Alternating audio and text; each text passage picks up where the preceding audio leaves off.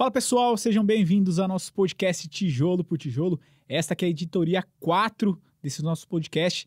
Eu sou o Wellington Lourenço aqui do time de Research e hoje eu tenho o prazer de receber dois convidados. Para quem nos acompanha vai se lembrar que a gente sinalizava que traríamos convidados para esta edição e dessa vez temos aqui o Adriano Mantesso, que é Head de Imobiliário na Tivio.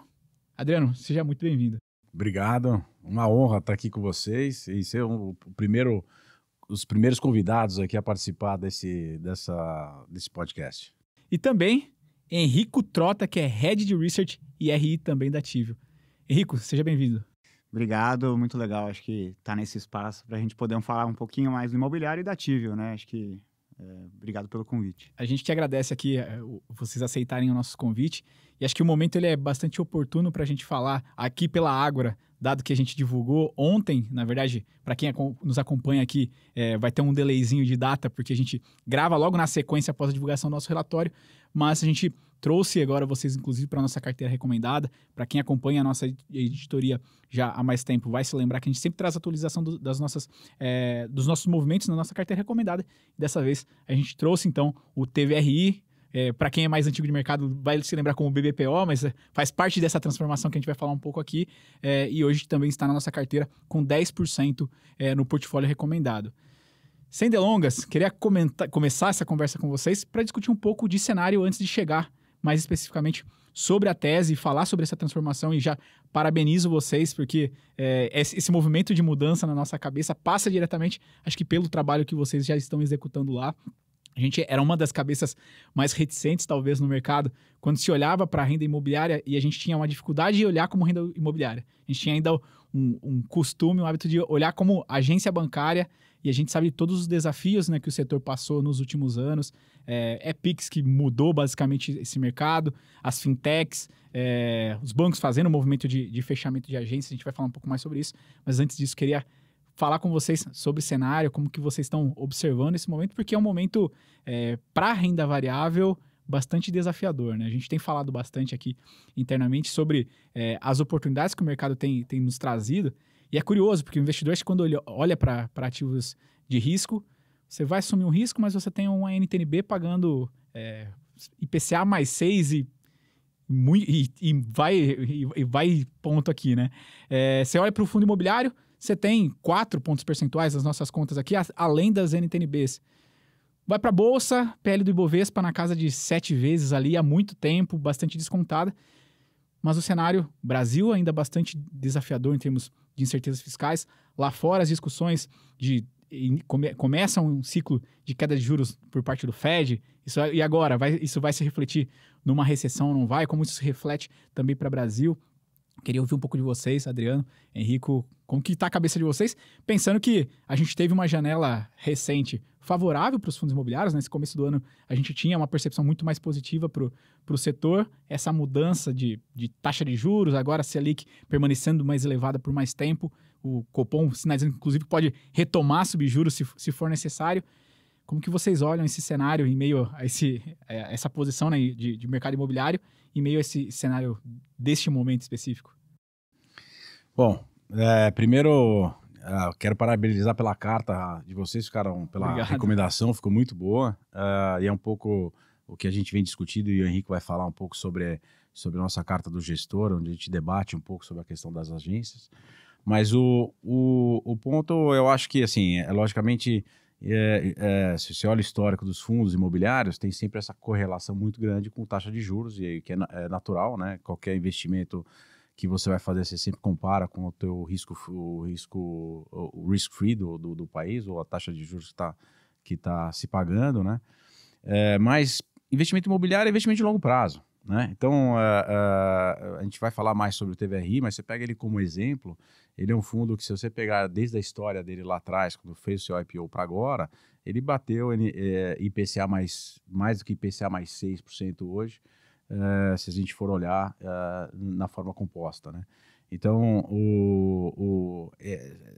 você tem essa volatilidade que você coloca o ativo imobiliário dentro de um ambiente de bolsa, você tem uma série de outras variáveis que impactam na cota, mas não necessariamente no ativo real, né? Então, isso acontece bastante quando você vê esse deslocamento entre o mercado privado e o mercado de bolsa.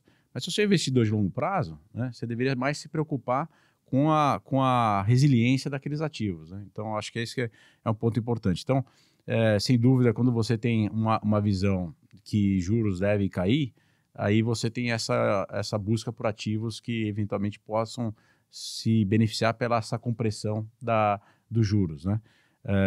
Então, não era isso que mudou bastante o cenário do que era começo do ano para agora, né? Hoje a gente acredita que esse juro deve se permanecer alto por talvez mais tempo do que a gente achava no passado.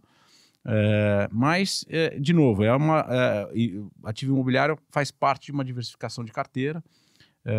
Eu, antes de me juntar aqui a Ativo, estava num dos maiores fundos de pensão do mundo e um dos maiores investidores imobiliários do mundo, e onde que lá dentro eles alocam de 20% a 10% da carteira em ativos imobiliários. Então, eu acho que isso pode ser um reflexo para a pessoa física, que talvez até a pessoa possa até ter uma alocação maior, né? Considerando os imóveis que a pessoa física tem. Mas, olhando também para os institucionais e tudo mais, quer dizer, para uma carteira, é muito importante ter nessa composição imóveis, né? Então, acho que isso, independente do cenário, eu acho que faz parte de uma diversificação ter imóveis, né? Legal. Eu acho que assim, juros nos Estados Unidos, né, a gente olha muito porque juros nos Estados Unidos acaba meio que sendo um indicador para juros no mundo, assim, em outros países, e principalmente Brasil, né? Acho que a dinâmica aqui de Brasil é um pouco diferente, né? Acho que a gente tem mudanças para acontecer no Banco Central, acho que tem preocupações com o ambiente fiscal, mas a gente ainda vê, assim, quando a gente olha o yield dos fundos imobiliários, né, quando você olha o yield do ativo renda imobiliário, logicamente hoje, quando você olha várias classes de ativo no Brasil, é muito difícil às vezes bater uma NTNB, né, que você tem 6,5% mais inflação, mas você pega o ativo renda imobiliária hoje, você tem um yield aí entre 10% a 11%, né, se a gente pegar... anualizar o dividendo aí do último mês, dá mais perto dos 11%.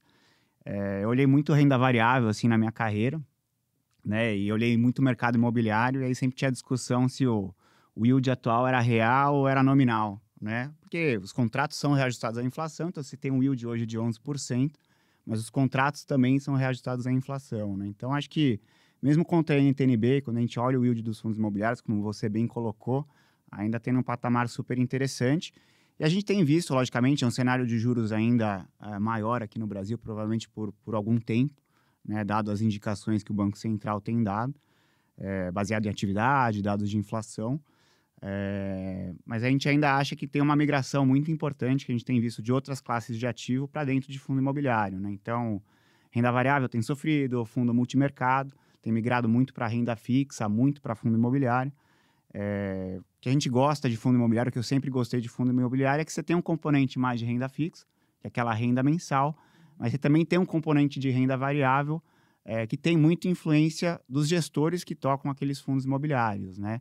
E acho que a gente vai falar um pouquinho, né? Por isso que a gente passou o TVR11 para gestão ativa, que a gente acha que tem um valor que o gestor consegue capturar aqui com a gestão do portfólio do fundo, que traz esse componente de renda variável que pega na variação da cota, né, e também no aumento do dividendo de longo prazo do fundo, né? Então, mesmo num cenário que os juros continuem alto no Brasil, a gente ainda acha que o fundo imobiliário está muito bem posicionado para dar para o investidor aí um yield, né, uma rentabilidade aí anualizada de 11% livre de imposto, né? Então, acho que o cenário macro é importante de olhar, mas acho que o fundo imobiliário ainda está muito bem posicionado no relativo, né? Acho que a avaliação de vocês é muito parecida com o que a gente tem aqui na Ágora, quando a gente olha para a classe de ativo. E em meio a esse contexto, a gente tem sinalizado ao investidor a preferência por renda neste momento, em detrimento a ganho de capital. Óbvio que, né, o imóvel ele se valorizando ao longo do tempo, as receitas crescendo, isso traz, né, a perspectiva de valorização para as cotas, mas nesse momento em específico a gente tem preferido renda, e por isso, inclusive, que a gente trouxe vocês para a carteira, considerando, né, esse momento no qual talvez os fundos de papel acabam se beneficiando um pouco mais em virtude desse cenário, e vocês dentro da classe de tijolo, com uma previsibilidade muito grande, e acho que traz esse complemento de renda para o investidor. O Henrique tocou num ponto aqui que acho que vale mencionar.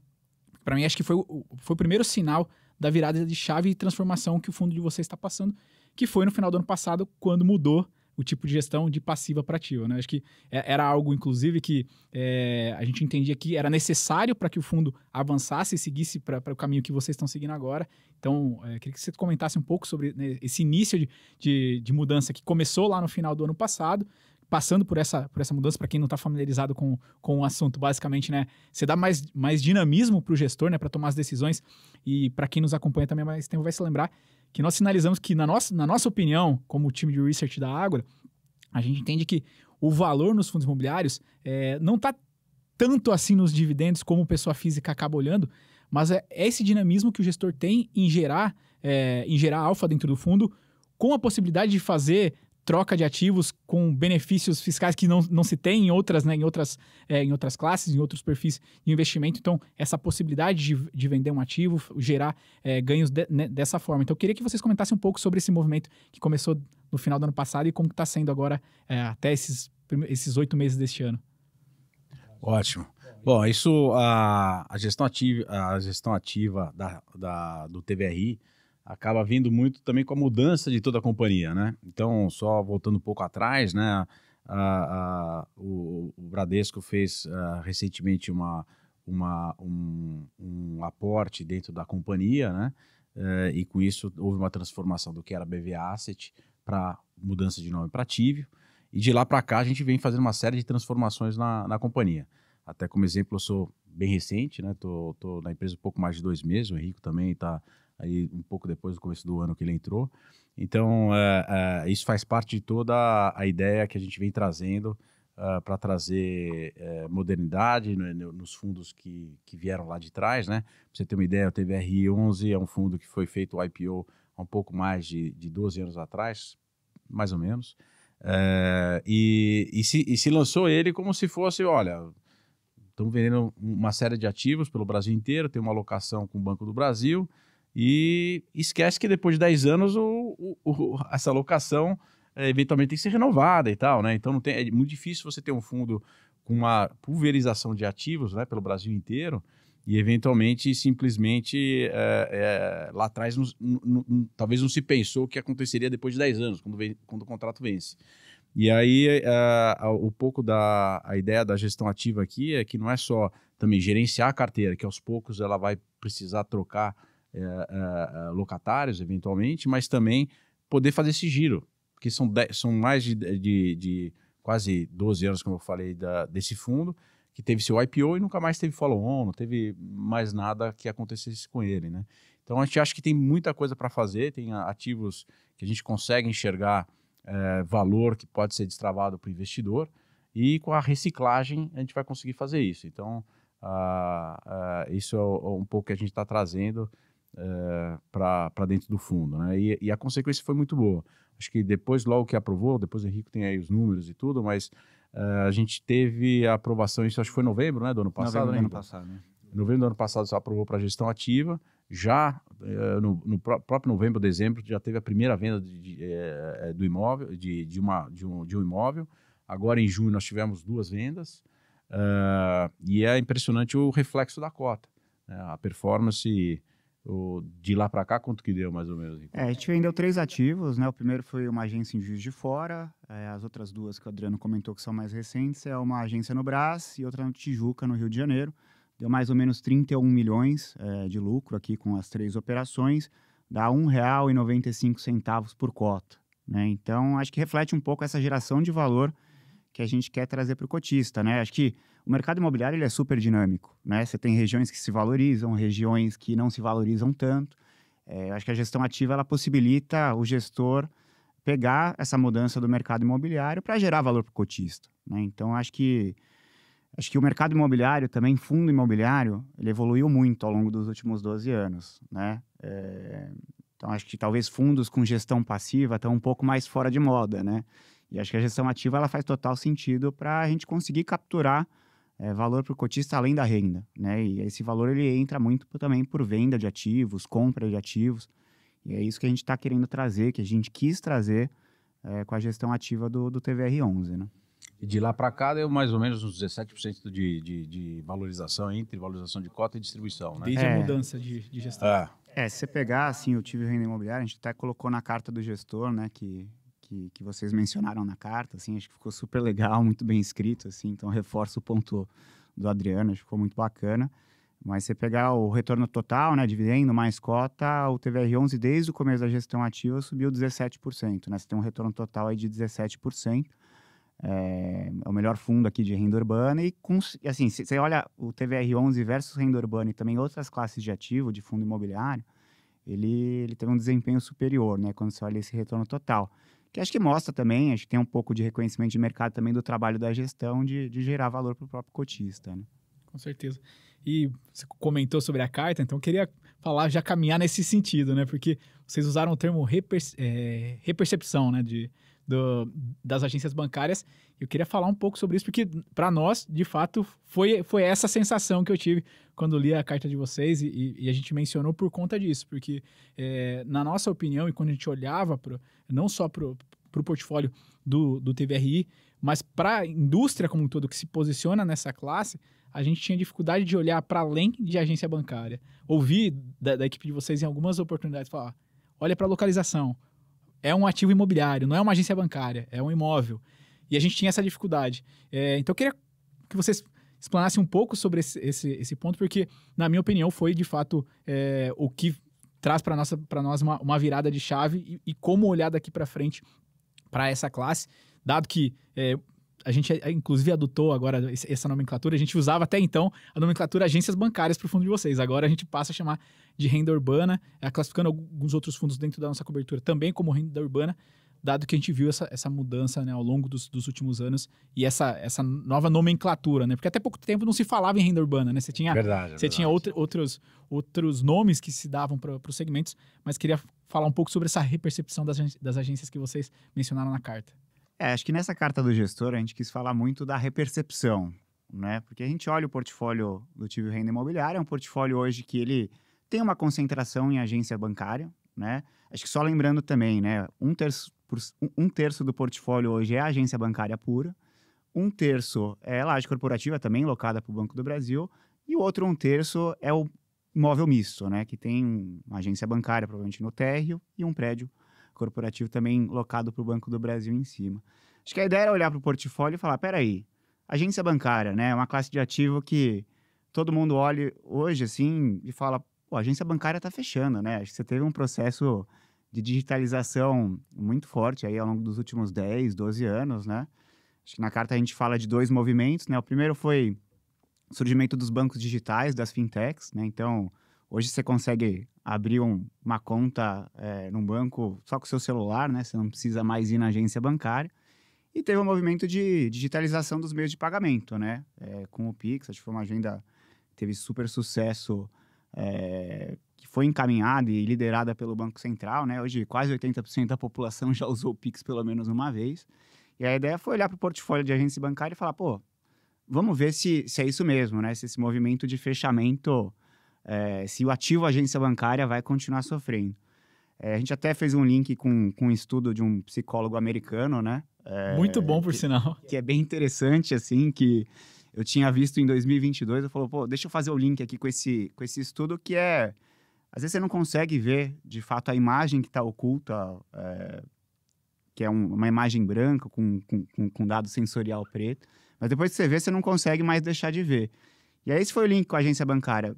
Vamos olhar a agência bancária, vamos tentar olhar com profundidade os dados para ver se tem alguma outra análise oculta aqui, se é mesmo isso, se a agência bancária é um ativo que vai continuar com essa visão de fechamento para frente, né? Um ativo que vai continuar fechando, sofrendo, né? E a gente olhou muitos dados do Banco Central. O Banco Central ele abre os dados e o número de agência bancária por banco desde 2008, né? E a gente meio que consegue ver a evolução de número de agência por banco pelos principais bancos brasileiros. E a ideia foi olhar esse número no detalhe para tentar entender o movimento, como que a digitalização, seja de meio de pagamento ou banco digital, teve no espaço físico, nas agências bancárias. E aí você vê que tem claramente 2 movimentos, né? Tem um movimento de abertura de agência bancária no Brasil, que foi mais ou menos de 2010 até 2016. Esse número ele é um pouco impactado também por fusão e aquisição, né? Você teve o Itaú com o Unibanco, você teve o Bradesco com o HSBC, o próprio Banco do Brasil fez a aquisição da nossa Caixa, né? Então o número é um pouco distorcido por isso. De 2010 a 2016, os bancos públicos aumentaram mais ou menos 26%, o número de agências, os privados 23%, né? Então foi um movimento também, foi seguido pelos bancos privados. E aí você tem um segundo momento, que é a partir de 2017, que pega muito o reflexo dessa digitalização, que é um período de retração no número de agências bancárias, né? Um processo mais de fechamento de agência bancária. E aí a gente também quebrou entre banco público e banco privado. Os bancos privados fecharam muito mais, né? Teve um movimento aqui, eles fecharam mais ou menos 36%, o número de agências bancárias, né? Comparado com o final lá de 2016. Os bancos públicos fecharam menos, né? Fecharam aí na casa de 13% em número total de agências bancárias. Que foi a ideia, né? Vamos olhar esse número do Banco Central com mais detalhe e mostrar alguns movimentos. E acho que tem algumas conclusões importantes, né? Acho que o movimento de fechamento do banco público foi muito diferente do banco privado, né? O nosso portfólio hoje está alocado para o Banco do Brasil, porque também, apesar dos bancos públicos terem se digitalizado muito, né, ao longo dos últimos 10, 12 anos, a estratégia de cada banco com relação ao meio físico e a importância desse meio físico no cliente é diferente, né? Os bancos públicos também, assim, tem banco público que tem auxílio, teve auxílio emergencial durante o Covid, né? Você tem os benefícios, né? FGTS. Então, isso tem um impacto também na importância da agência física. E também, o que a gente quis ver vamos olhar esse movimento de fechamento de agência bancária com mais granularidade. E a gente quebrou também por cidade, né? Como foi o movimento de São Paulo, outras grandes capitais, que inclui Rio de Janeiro, Belo Horizonte, e também o interior dos estados, né? A gente pega o portfólio do TVR11 hoje, ele é bem diversificado regionalmente. E o movimento foi muito mais forte em São Paulo, né? Grandes capitais. No interior, o movimento foi um pouco mais suave, o que mostra também que no interior, provavelmente a estratégia com relação à agência física é muito diferente. Tem uma pergunta que a gente, logicamente, não consegue responder com 100% de certeza, que é para frente, né? Como que esse movimento de fechamento de agência bancária, se ele vai continuar, se ele não vai continuar. E acho que tem alguns dados interessantes, né? Acho que o movimento para Banco do Brasil estabilizou muito desde 2021. Inclusive, o número de agências do Banco do Brasil volta a crescer desde abril, maio de 2023.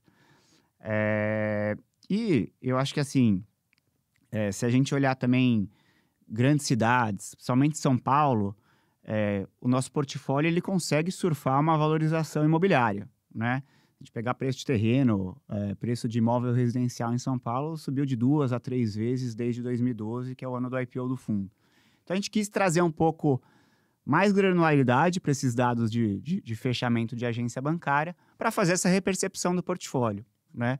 E acho que também mostra um pouco o gestor ele tem a obrigação de saber também ponderar riscos e oportunidades dentro do portfólio. Então, a ideia foi mostrar um pouco mais com granularidade o que a gente está vendo para o portfólio de agência do TVR11, né? Eu vou falar, desculpa até interrompendo, mas mais para dizer que foi uma surpresa, inclusive para mim também, na hora que eu vi os dados que o Henrico puxou e a gente debateu muito sobre ele. E é interessante que também as agências, andando pela rua e você vê as agências estão meio que se reposicionando também. Então elas deixaram de ser simplesmente um lugar de contato, né? Simplesmente lá para você depositar dinheiro na boca do caixa, para uma coisa muito mais ampla. Desde oferecer café, assessoria de investimento. Então, centro de negócios, né? Exatamente. Na hora que a gente olha um pouco os dados do interior, né? Eventualmente ela acaba sendo um pequeno hub daquele banco naquela região, né? E não só a percepção de marca, porque você também enxerga isso na rua, você vê que o banco está presente, né? Então, na questão até de marketing, é interessante ter o ponto físico, mas também um ponto de contato dos próprios assessores de investimento ou funcionários do banco estarem posicionados lá para atender aquela região, né? Então, esse movimento não aconteceu, acho que é um pouco o reflexo do varejo de maneira geral, né? Seja loja de rua, seja de shopping. Shopping, você vê uma grande transformação do que é a experiência de shopping hoje, do que era no passado, né? Com uma série de coisas de entretenimento, de serviços e outras coisas que é muito mais um lugar de estar do que de comprar, né? Então, essa tendência acaba indo para o que a gente chama de renda urbana, que são lojas de rua, né, e pontos na rua. Então, eu acho que isso é interessante. Então, não me surpreenderia até se a gente começar a ver, inclusive, bancos digitais querendo abrir posições, né, físicas, assim como os bancos já existem hoje, né, os tradicionais. E é curioso aqui que vocês tocaram em alguns pontos e eu trouxe para a minha vida, para o lado pessoal, alguns dos pontos aqui que faziam a gente ter essa cabeça mais reticente para as teses direcionadas, que até então a agência bancária, que três pontos interessantes, né? Inclusive, a gente coloca no nosso relatório desse mês, que era o quanto a gente tinha dúvidas para o Banco do Brasil, quando a gente fazia essa diferença de público e privado, a gente tinha essa percepção de que os bancos públicos têm uma tendência menor a fechamento de agência do que os privados, mas para nós ficava muito mais claro para a Caixa Econômica, por exemplo, em virtude dos processos que ela oferece, o exemplo do auxílio emergencial, acho que para mim é muito nítido. Durante a pandemia, a gente andava pelas ruas no carro, quando saía de casa, porque a ideia era ficar dentro de casa, e você olhava, as agências da Caixa estavam com filas imensas saindo de dentro da agência em virtude dos serviços que ela oferece. Para o Banco do Brasil, para a gente era um pouco mais nebuloso, a gente tinha dúvidas de como era esse processo. Aí, somado a isso, o meu exemplo de novo, ao longo da pandemia eu fiz um financiamento imobiliário 100% à distância. Então você vê aquela necessidade, talvez um dos contratos mais difíceis de fazer, mais longos aqui o processo com os bancos, eu fiz 100% digital. Então você fica naquela, será que aquela necessidade física ela é igual ao que se tinha antes? E aí o Henrique também falou sobre a particularidade do interior. Eu sou do interior de São Paulo e no interior você tem 3 autoridades. Você tem o padre, o prefeito e o gerente da agência bancária. Então assim, é uma outra percepção do que é o imóvel, a agência bancária, e geralmente está numa localização muito privilegiada dentro das cidades. Então, eu acho que esses 3 pontos aqui faz parte desse processo de que vocês trouxeram de rever as teses, olhar para esses imóveis de outra forma. Só complementando, é exatamente isso. Quando a gente vê as agências do Banco do Brasil, do nosso portfólio, nas outras cidades menores e tal, você vê a localização da igreja e logo perto você vai ver uma agência do Banco do Brasil. Então, assim, as agências são muito bem localizadas. Com certeza. E aí, o Henrique também falou sobre olhar para oportunidades, né? Que o gestor ele tem esse papel de olhar para as oportunidades. Eu queria saber de vocês como que vocês estão olhando para essas oportunidades. Agora, vocês comentaram um pouco sobre renda urbana. E o que a gente pode esperar nessa transformação que está acontecendo? É nítido esse movimento, como já está surtindo efeito. E o que vocês enxergam para essa transição? Como que vai ser esse TVRI daqui para frente, nos próximos anos, em meio a esse processo de transformação, e olhar para a renda urbana, as outras oportunidades que vocês enxergam hoje? Bom, acho que a gente acredita que nossa ideia daqui para frente é continuar com o que a gente está fazendo, quer dizer, conseguir continuar fazendo essa reciclagem de portfólio, destravando essas oportunidades. Então, vários dos imóveis a gente já enxerga uma arbitragem entre o custo do terreno e hoje quanto vale a loja alocada. Então o terreno tem valorizado muito mais do que simplesmente aquela loja lá, térrea, pagando aluguel. Então a gente começa a ver uma valorização imobiliária que faz sentido incorporar naquele terreno, dar outro uso. Aqui em São Paulo está acontecendo muitos momentos assim. Exato. E por conta do portfólio estar sempre muito bem localizado nessas regiões, a gente está enxergando essas oportunidades. É essa a ideia, de reciclar a carteira, não só trazer diversificação, quer dizer, trabalhar o próprio portfólio, mas também reciclar isso em novas aquisições, diversificando tanto o locatário como também o uso, né? Então, quando a gente fala de renda urbana, o pessoal fala, o que é renda urbana? Renda urbana que acho que foi muito bem feito quando se vendeu lá. Foi uma sacada bem interessante, porque de fato é onde tem mais imóvel, né? Que é onde você anda na cidade, você vê imóveis, não necessariamente prédios corporativos e residenciais, mas você vê uma série de coisas na rua, né? Então, o que seria a renda urbana? Envolve tanto academia, loja de conveniência, pequenos supermercados, eventualmente para você fazer exames laboratoriais, então escolas, tudo isso acaba classificando com tudo que a gente enxerga na rua. É um mix de coisas que faz parte de uma diversificação, né? Interessante você pensar do ponto de vista de investimento. Então, a ideia é que com a reciclagem a gente comece a investir também, tanto em outros tipos de utilidade para aquele imóvel, né? Imóveis um pouco diferentes do que simplesmente ter aí a agência, mas também diversificando o locatário. Eu acho que essa é a nossa ideia aí. Eu acho que só fazendo um gancho, né, daquela repercepção, né? Acho que até olhando outras classes de ativos, shoppings, escritórios, né? A gente teve pandemia, a gente teve aceleração do e-commerce no Brasil, né? E acho que na época todo mundo falava, pô, shopping vai acabar, escritório vai acabar com home office, né? E assim, você olha hoje, pós-pandemia, assim, ativos também de shopping indo super bem, né? Recuperaram muito bem. Escritórios, né? Acho que o home office ele ainda existe, mas ele é bem menor, né? Comparado com os últimos anos. E a gente quis fazer a mesma coisa para a agência bancária. E acho que renda urbana, né? Acho que captura também um pouco essa mudança aqui da cidade, né? Então, por isso que, além de agência bancária, né? Que você tem uma parte aqui que pode surfar essa valorização imobiliária, essa mudança da cidade, mas você tem outras classes de ativo que a gente acha super interessantes, que fazem parte de renda urbana e pegam um pouco essa parte de varejo e serviço essencial, né? Que o Adriano propriamente comentou, né? Então, a estratégia do fundo também vai ser olhar para esses tipos de ativo quando a gente pensa crescimento para frente, né?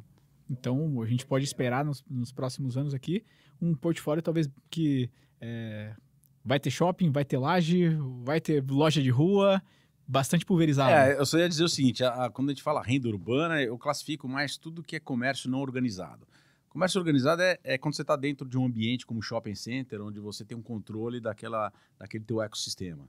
Renda urbana é um negócio mais disperso, né, dentro da cidade, não necessariamente shopping, mas eventualmente galerias, coisas desse tipo. Eu classificaria, de fato, uma coisa um pouco com shopping mais dentro de um fundo de shopping. Eu acho que aqui a gente vai ter essa mistura mais do que, de fato, é esse varejo não organizado. Tá.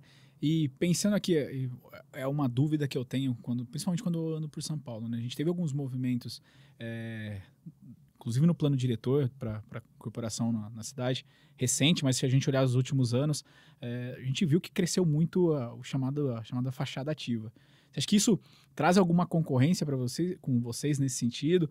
Ou, de novo, a localização é o determinante? Porque tem algumas regiões que você passa que parece que fachada ativa é um mico. Você passa e o negócio não desanda, vários imóveis do lado no mesmo empreendimento residencial, geralmente. Como que vocês enxergam essa possibilidade se é um concorrente, se não é, se é uma oportunidade, inclusive, de aquisição para o fundo? Exato, acho que a gente enxerga mais como uma oportunidade.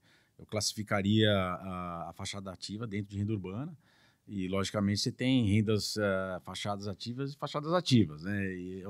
Então, tem coisa que pode fazer muito sentido por conta de localização, o mix de produto que está lá, tal, para dentro do nosso portfólio. Acho que a gente vai estar aberto para olhar essas oportunidades. Legal. E uma outra dúvida que eu queria ver com vocês, entender, tá muito claro que vocês estão fazendo isso, então vão mudar essa direção e trazer, a ideia é fazer essa reciclagem, trazer uma outra classe aqui em termos de alocação setorial dentro do fundo. Vocês têm algum alvo, e pensando em prazo aqui, para quanto vai ficar de agência, direcionado aqui para a agência bancária, ou se isso vai ser uma transformação natural, vamos deixar o tempo correr, porque eu entendo que é um processo que leva tempo, né? Você sair de um fundo que hoje tem 100% locado num único inquilino, esse processo ele deve ser trabalhoso e demandar tempo. Vocês têm um número assim que vocês enxergam para essa transformação? Acho que a gente não tem pressa, acho que o que a gente estava olhando realmente gerando valor para o cotista. Então, quando a gente entende que faz sentido, a gente vai estar fazendo essas reciclagens. Vai depender também como que a gente entende que esse fundo pode crescer. Eventualmente, se tiver capital novo, pode fazer sentido, essa reciclagem esse mix acaba sendo muito mais rápido. Então, acho que tem várias variáveis, mas a gente vai estar sempre de olho no bolso do investidor, o que é bom para ele, o que faz sentido, o que a gente gera valor. E acho que essa vai continuar sendo o nosso foco. Legal. E acho que já caminhando aqui, passamos pelos principais pontos, caminhando mais para a reta final, queria pegar um gancho das lives que a gente faz numa outra editoria, que geralmente eu peço para o gestor deixar 2 mensagens específicas. Uma para quem já está posicionado, já é investidor, acho que o que vocês já trouxeram todo de resumo aqui já traz um pouco dessa resposta, mas qual que é a mensagem para quem já é posicionado e qual a mensagem que vocês queriam deixar para o investidor que está pensando em se posicionar em fundo imobiliário, está olhando para a tese de vocês, qual que é se existe inclusive um recado apartado para ambos os casos aqui. Bom, eu diria, para quem está posicionado, imóvel eu sempre enxerguei isso como algo de longo prazo, né? E tem se provado, na hora que você olha um pouco o histórico do fundo, por todos esses anos, você compara até eventualmente com, sei lá, outras classes, seja escritório, mesmo shopping, a vacância do portfólio é muito pequena, né? Por todos esses anos. Então, ela tem esse ativo especificamente, né? Esse portfólio, até pela sua natureza de ter tido um contrato de longo prazo e tudo mais, vem sendo super resiliente. E com o passar dos anos, você criou, por ter carregado esses ativos por um bom tempo, existe um valor que pode ser destravado eventualmente com esse movimento de desenvolvimento imobiliário, pouco que o Henrique falou. Então, assim, acho que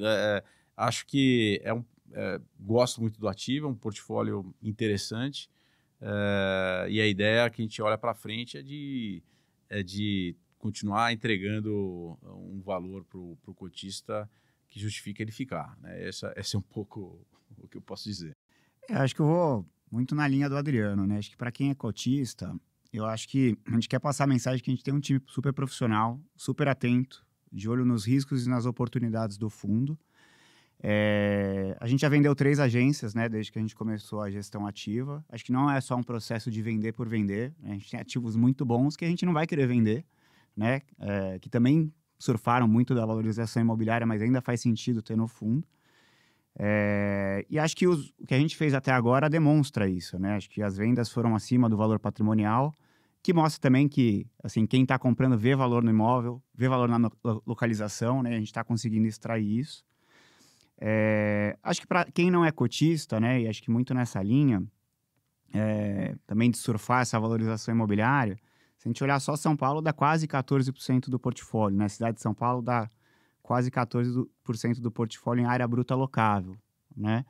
E acho que hoje é muito difícil você refletir, né, essa gestão ativa, essa compra, venda de ativo na cota atual, né? Então, acho que eu ficaria de olho no TVR11. Acho que a gente está passando por uma transformação muito grande. O objetivo da carta foi desmistificar um pouco a agência bancária, mostrar que também é um ativo resiliente, né? Logicamente, você teve períodos de fechamento, mas ele diverge muito de banco a banco. O Banco do Brasil sempre foi um locatório excelente, muito resiliente para a gente.